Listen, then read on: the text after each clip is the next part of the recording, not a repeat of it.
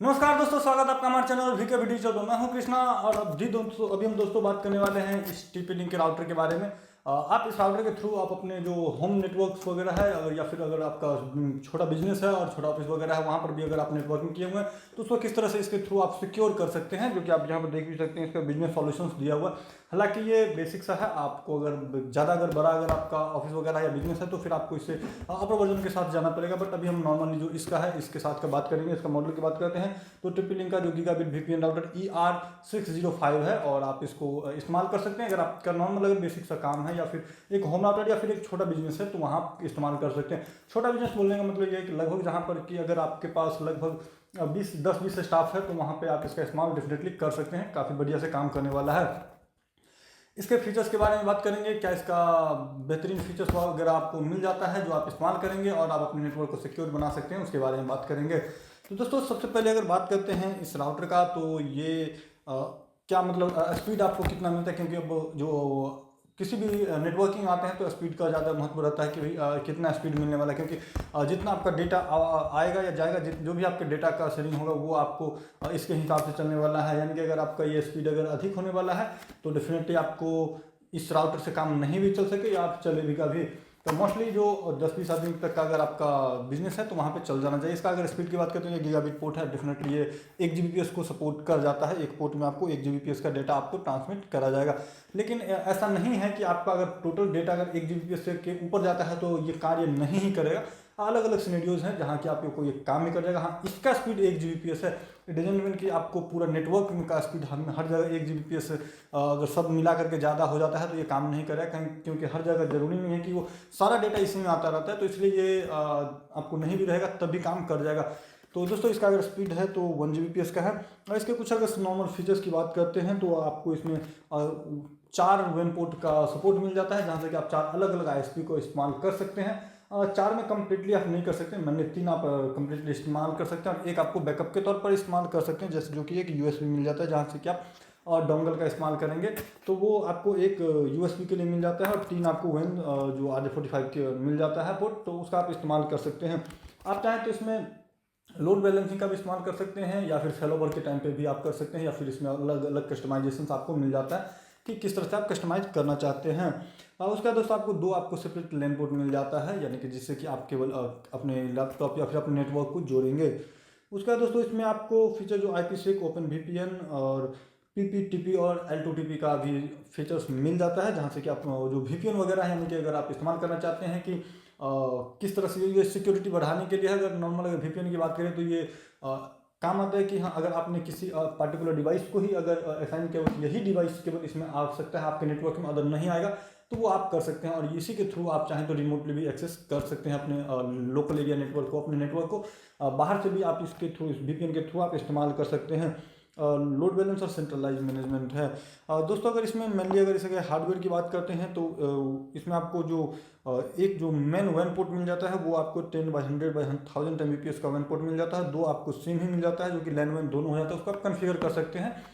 और आप चाहें तो LAN भी बना सकते हैं, आप चाहें तो WAN भी बना सकते हैं, वो भी 1000 Mbps तक का सपोर्ट करता है। और 2 पोर्ट जो कि सेपरेट LAN का दिया रहेगा। एक आपको USB 2 पॉइंट मिला रहेगा जिसका आप इस्तेमाल बैकअप के तौर पर कर सकते हैं। इसका पूरा सिस्टम का भी बैकअप ले सकते हैं उसी से, जैसे कि अगर आप पेन ड्राइव या हार्ड डिस्क जोड़ करके इसका बैकअप भी ले सकते हैं। इसमें अगर आपको रीस्टोर करना है तो वो भी आप उसी के थ्रू करेंगे, और अगर आपको इंटरनेट के लिए डोंगल वगैरह इस्तेमाल करना है बैकअप के लिए तो वो भी आप इसी के थ्रू इस्तेमाल करेंगे।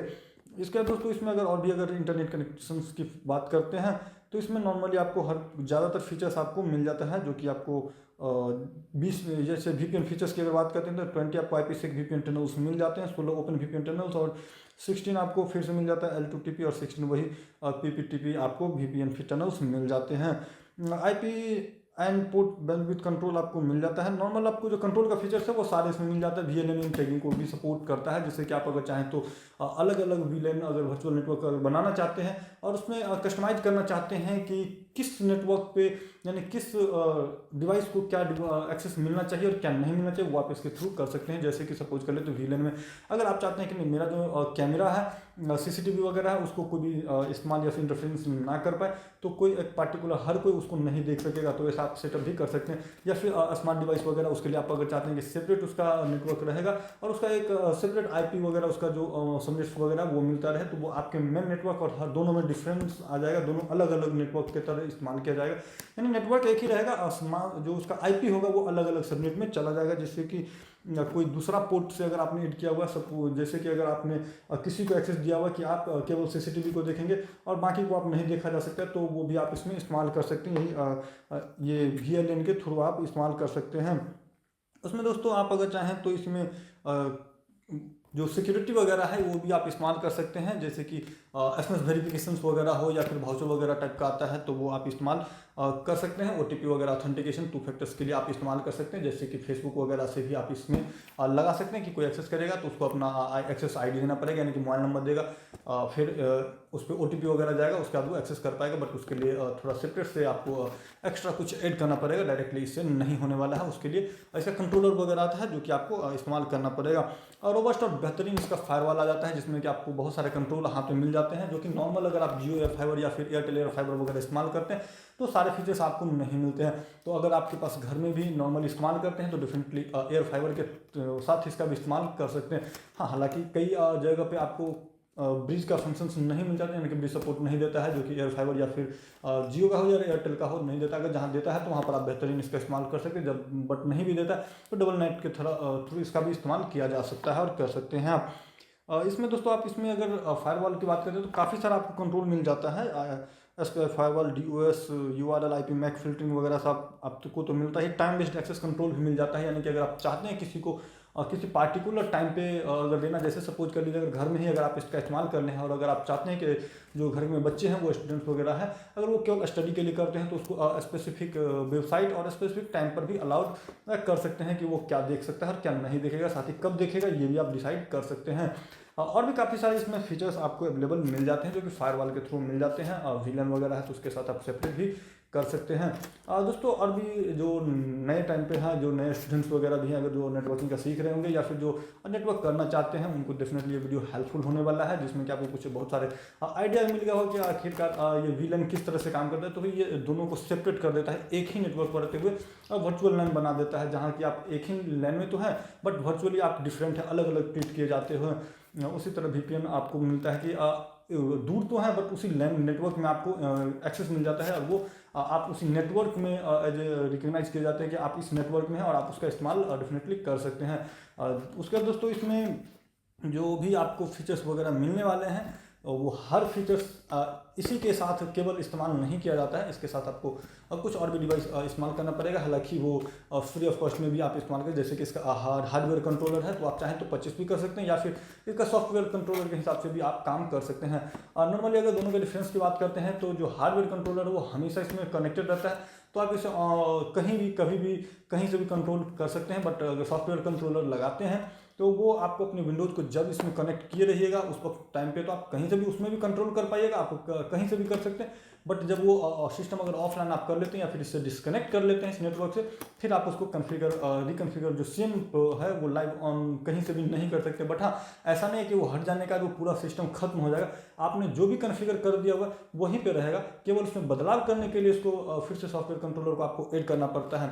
मैं फिर से बता दूं, अगर सॉफ्टवेयर कंट्रोलर एक बार आपने कॉन्फ़िगर किया हुआ है, इसमें लगाया, जो भी आपको कॉन्फ़िगर करना आपने कर दिया, अगर उसके बाद वो सिस्टम यानी लैपटॉप को सॉफ्टवेयर कंट्रोल को अगर इससे डिस्कनेक्ट भी कर देते हैं तभी आपने जो सेट करा हुआ है वो इसमें काम करता रहेगा।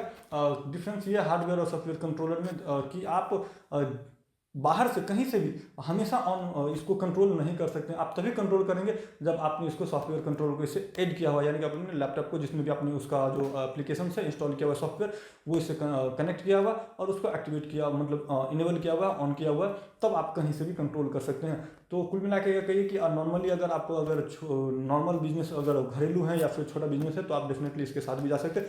बट हाँ, अगर आपको बहुत ज़्यादा कंट्रोल और भी अगर बेहतरीन चाहिए तो डेफिनेटली आपको इसके कंट्रोलर के साथ जाना चाहिए। इसके बाद दोस्तों इसमें अगर आप चूँकि पोर्ट कम है तो इसमें आपको मैनेज्ड पोर्ट भी लेना पड़ेगा या फिर स्मार्ट मैनेज पोर्ट में भी काम चल सकता है। बट अगर आप मैनेज पोर्ट लेंगे तो बेहतरीन होने वाला है। बट अगर आपका बजट अगर कम है और अगर फिर भी आप चाहते हैं तो इसका स्मार्ट बजट पोर्ट जो स्मार्ट मैनेज पोर्ट है वो भी आप ले सकते हैं। उसके बारे में भी अगर जाना तो आप हमारे चैनल पर विजिट कर सकते हैं, जहाँ कि हमने उस पोर्ट्स जो डिफरेंट स्विच वगैरह है जो आप इस्तेमाल कर सकते हैं उसके बारे में भी बताया हुआ। डेफिनेटली वहाँ से जाकर के आप देख सकते हैं कि कौन सा आपको स्विच और भी जो रिक्वायर्ड है ले सकते हैं और नहीं ले सकते हैं। दोस्तों आई होप कि इस वीडियो में आपको लगभग इस राउटर्स के रिलेटेड ऑलमोस्ट सारे डाउट्स अगर रहे होंगे तो वो क्लियर हो गए होंगे, और जो भी आपको मन में अगर क्वेश्चंस रहे होंगे तो डेफिनेटली क्लियर हो गए होंगे। बट फिर भी अगर कुछ रह जाता तो डेफिनेटली आप नीचे कमेंट करके पूछ सकते हैं। और साथ ही साथ अगर वीडियो देखें और अच्छा लगा हो और अगर यह इन्फॉर्मेटिव रहा हो तो डेफिनेटली इसे लाइक भी कर लीजिए और शेयर भी कर दीजिए। और हाँ, चैनल पर नए हैं, पहली बार आए हैं, चैनल को सब्सक्राइब नहीं किया तो प्लीज़ चैनल को सब्सक्राइब जरूर कर लीजिएगा।